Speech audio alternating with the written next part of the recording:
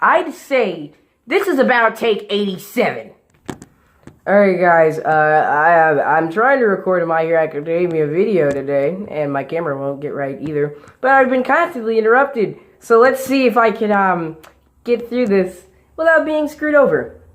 So yeah, today is actually Midoriya Izuku's birthday, the protagonist of My Hero Academia. This series is really starting to grow on me, so I have an announcement to make at the end of this video, actually. But today, also got to mention, apparently today is SpongeBob's birthday too. But yeah, since it's Midoriya's birthday, I'm here to talk about 5 things that I really do like about him. And pardon me if I do end up looking down, because, well, I have my notes down here, and I'm not a robot, and I can't just record in my brain hole. So yeah, let's begin, I guess.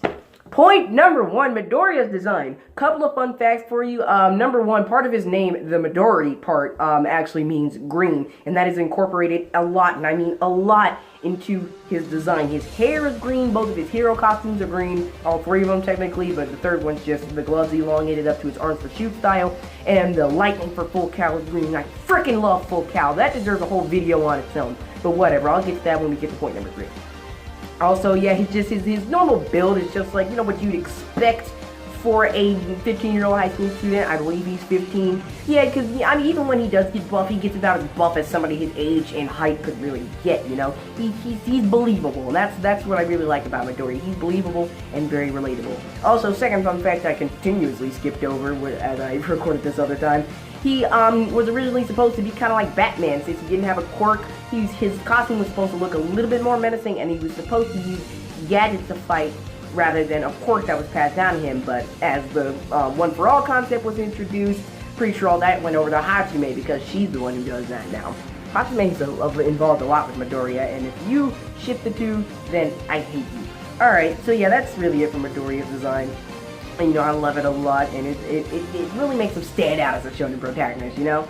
Alright, point number 2. Midoriya's personality is incredibly relatable to the genre of the anime. It's called shonen. It's for boys like around my age, that being 15 and down to 11. And Midoriya really, he hits home with this, because when put in these situations, he reacts how somebody his age would really react. He wouldn't be hyped up to fight like, oh yeah, I'm about to fight the hero killer, yay! You know, that's what other Paragon shonen protagonists and like very cardboardy shonen protagonists are like. But Midoriya, I don't know, he's just like, wow, fighting the hero killer, probably gonna die, because in most of the situations that Midoriya has put in, it means either like the loss of his dream or his death, and he really takes that in, and he realizes that. He realizes the consequences around him. He's also an analyst, and just he's nervous all the time. You know, he's what you'd expect from somebody his age in that kind of situation, and that really hits home with me a lot, because we sort of act a little bit alike. He's also not very too keen on the ladies, which, oh boy, who doesn't relate with that? Just me. Okay, yeah, sure. I had to adjust my camera a little bit right there. Pardon me, guys. Alright, point number 3. Point number 3 is, just the way he uses One For All really amazes me. All Might just sort of just punches things. He's a parody of Superman, essentially, and that's what he's all about. Midoriya, on the other hand, he's smart. He had to find another way to use One For All without screwing up his body, and that was doing it in little increments, which is what he mastered when he, you know, when they were throwing the balls around, when he was throwing the balls around during, the first class with Aizawa. He figured out how to channel One For All to just one of his fingers, and that's really dope. He also did practice this, again in USJ when he first did the Delaware Smash, and then again during, the fight with Todoroki. The Delaware Smash is basically his trump card, or was his trump card at first when he was first learning to use One For All, because it only took out a small part of his body that wouldn't affect him too much during battle. But then when he learned Full Cow, oh boy, Full Cow was freaking amazing. It kind of caught you by surprise. It's one of those basic sort of shonen powers, you know, Ichigo when he first got a Shikai, Goku when he learned Kaioken, Gon when he learned Nen, you know, all that. Basically, it took that, but it took it to another level, as it was just making him able to fight, not better at fighting. Now, the energy that's stockpiled up within him from One For All can be evenly spread out throughout his body, and now he can fight like a normal person while releasing 5% smashes. Also, it just looks really cool, like green lightning, really, that's freaking amazing. A lot of spit is building up in my mouth right now, but that's because Midoriya is so freaking cool, yay. Yeah, and, it differs a lot from All Might, and that's the point. They didn't want to just make him a carbon copy of the hero that he really loved, even though his suit did that at first. Whoopsie daisy there, Horikoshi. Horikoshi, however you pronounce his name. So yeah, that's his unique power. That's point number 3. Point number 4. Point number 4. His voice actor. Now, I didn't really think I wanted to touch on this at first, but hey, I might as well. Justin Briner, the English dub voice actor for Midoriya, is freaking amazing. He captures what Midoriya really is again. Like, as I said countless times for this 5-minute, 32-second mark in the video, he's a 15-year-old kid thrown into these random situations. Justin Briner really captures the worry in his words, the hype in his words. You know, just everything that Justin Briner does really captures what Midoriya says and does. That's why I don't read mangas too often. I still do read like quite a bit of manga nowadays, as I just read to you a couple of weeks ago. But like reading manga, you can't get the feel for what a character sounds like until the anime is out. And watching the anime for the first time, especially in your own native language, that just really hits home in your heart. And that's what happened to me. I watched the dub first because I was watching it with a friend, and they don't watch anime. Yada yada yada. We both really started liking My Hero Academia. I don't really talk to them that much anymore, though. I'm sorry. But yeah, that's how all that worked out, and Justin Briner really just stuck with me, and I like what he does. Some other notable roles he's held. Nico from Numbaka, I like that show a lot, even though I've only seen the first episode. Nico's a really funny troublemaker. Basically, the anime is about prisoners trying to escape from this super prison, sort of like Super Jail from Adult Swim, but just anime, you know. And Nico, the quirky thing about him is whenever he takes a drug, it has the opposite effect. Hit him with a tranquilizer, boom, he's super hyped up rather than passing out. He also played another character called Michaela? I don't know. It's a guy and he's got really long blonde hair and I think he's a vampire. Something like that. Syrup of the End is about vampires. So yeah, I haven't really seen that show so much often or whatever. So if you guys know how to pronounce his name, let me know. If you know what that character does, let me know. And yeah, I don't know too much about that. And you know, that's really it for point number 4. Justin Briner is a really cool guy and I want to see him in more stuff. Fun fact, he actually played Pit in Screw Attack Death Battle Pit versus Sora. Bet you didn't know that. Well, I mean, if you watched it, you probably heard the voice and figured it was Midoriya. But I digress. I feel like I'm the only person who knows that, so. Alright, missed a note never to do that again. Point number 5, point number 5, and this is the point I'm probably going to stay a lot on, is the fact that Midoriya is a very realistic character, and I sort of touched on this with the other 4 points, but Midoriya is a very realistic and relatable character in the fact that there's consequences in his world, and he takes those consequences in. Like him with the 1,000,000% smash when he hit Muscular with it. The doctor warned him, if you keep using your body like this, you're going to lose the ability to move your arms, and Midoriya takes that in as, oh crap, I better be a bit more careful, you know. Any other shonen protagonist, hee, I'll be fine, you know, I got plot armor. Midoriya doesn't have that, you know.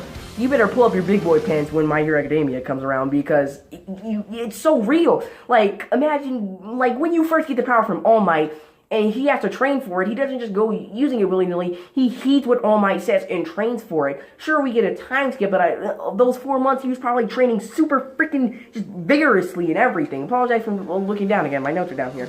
And, what else do I want to touch on? He never defeats the main arc villain alone. In comparison to, like, Goku and Luffy, Goku, he beat Frieza by himself. Well, he didn't beat Boo by himself, but he beat Frieza by himself, and he beats opponents in Dragon Ball, like the original Dragon Ball, by himself. Luffy, you know, he always takes on the main threat of the arc, which is really cool to see, but it's nice to see him needing help, because in a realistic situation, one teenager, one 15-year-old could not have handled the hero killer. I assure you, if Midoriya was in that alley by himself, he would have died. It almost happened to Ida, which was the reason why he was there. So yeah, I assure you, he would have definitely died without Ida and Todoroki's help. And it's nice to see that it's realistic. These are high schoolers. When you drop them in these situations, they don't rush in headstrong. Midoriya thinks and he realizes he could actually die in these situations.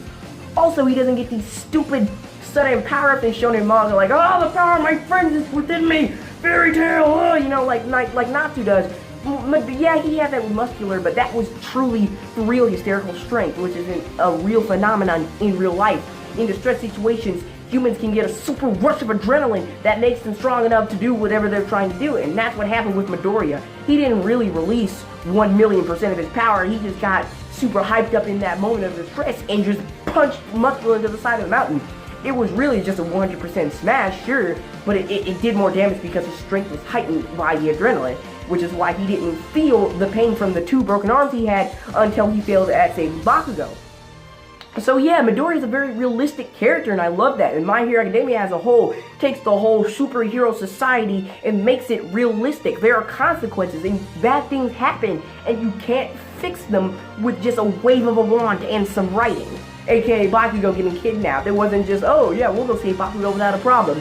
Saving Bakugo had a lot of consequences. Midoriya, Kirishima, Ida, and Yaoyorozu almost got freaking expelled for that. And as well as that brought All Might's true form into light. Nothing happens without an equal and opposite reaction in this anime, which is all about Midoriya's life. And Midoriya doesn't do anything without an equal and opposite reaction happening to him, which is what I love the most about him as a character. He realizes what's happening around him and that he needs to move along with his life, and he needs to learn how to be a better person as well as to be a better hero. And yeah, that's my super long freaking speech there. I've made it to about 11 minutes, stretched it as long as I wanted to. Gotta get them long videos in there. But yeah, that's it. That's all that's here on my paper. And now for the super serious message I wanted to talk to you guys about. And I'm a little spooked to say this, that is for sure, because this is something risky I want to do with my channel. You may have noticed I changed like my, if you're keen enough, I changed my like channel banner to the Vanguard Action Squad. For a reason. I changed my little icon from a desk ball to Shiki from Eden Zero because I'm still planning to make a freaking manga review on that whenever I can catch the chapter at a good time. But yeah, I believe that I want to successfully make the attempt at making mainly My Hero Academia videos from now on, as other let's say Tekken 101, a bigger inspiration for me. He focuses a lot on making One Piece videos, and he used to do Bleach videos. Not to say I won't do other videos on the side, but I want most of my content to focus on this anime, as I feel like not only would it be a little bit easier, but it also I like this show, and it's something I want to focus on a lot, and I feel like it's something I can comfortably make videos about. Not to say I haven't been comfortable before, but I want to find a groove within my content, if that's okay with you.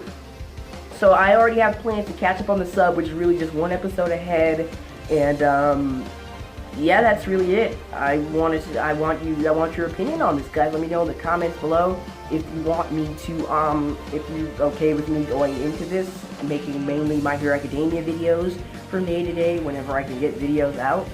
If you want that, let me know. If you don't want that, let me know if there's a slick compromise we can put in there. And yeah, that's really all I got for today. Happy birthday, Midoriya Izuku, as well as SpongeBob, I guess. And yeah, that's it. Deuces, guys. Have a nice day.